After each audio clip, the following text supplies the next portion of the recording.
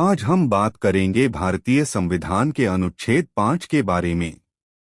यह अनुच्छेद बताता है कि 26 जनवरी 1950 को जब संविधान लागू हुआ, उस समय भारत का नागरिक कौन माना जाएगा। अनुच्छेद 5 क्या है? अनुच्छेद 5 यह तय करता है कि संविधान के प्रारंभ के समय भारत का नागरिक कौन होगा।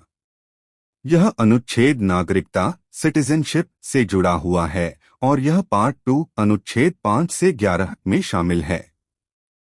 अनुच्छेद 5 की मुख्य शर्तें। संविधान के लागू होने के समय कोई व्यक्ति भारत का नागरिक माना जाएगा यदि वह निम्न में से कोई एक शर्त पूरी करता हो। भारत में जन्म डोमिसाइल। यदि किसी व्यक्ति का भारत में स्थायी निवास डोमिसाइल है और वह भारत में पैदा हुआ है तो वह भारत का नागरिक माना जाएगा। माता पिता में से कोई एक भारत में जन्मा हो। यदि व्यक्ति का स्थायी निवास भारत में है और उसके माता या पिता में से कोई एक भारत में जन्मा हो, तब भी वह नागरिक माना जाएगा। 5 साल से भारत में रह रहा हो।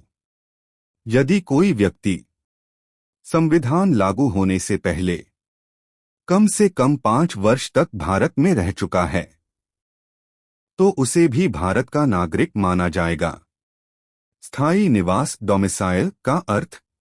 डोमिसाइल का मतलब है व्यक्ति का स्थायी घर भारत में हो और उसका इरादा भारत में ही रहने का हो।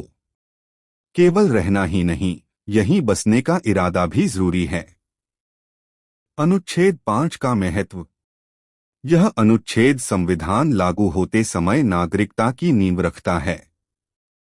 देश के बंटवारे 1947 के बाद नागरिकता को स्पष्ट करने में मदद करता है।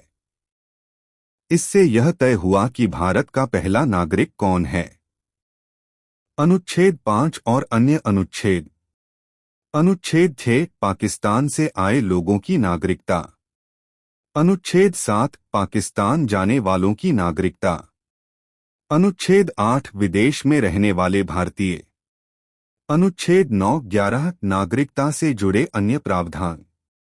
अनुच्छेद 5 यह स्पष्ट करता है कि संविधान के लागू होने के समय भारत का नागरिक वही होगा जिसका भारत से जन्म, माता पिता या स्थायी निवास का संबंध हो। यह अनुच्छेद भारतीय नागरिकता का आधार स्तंभ है।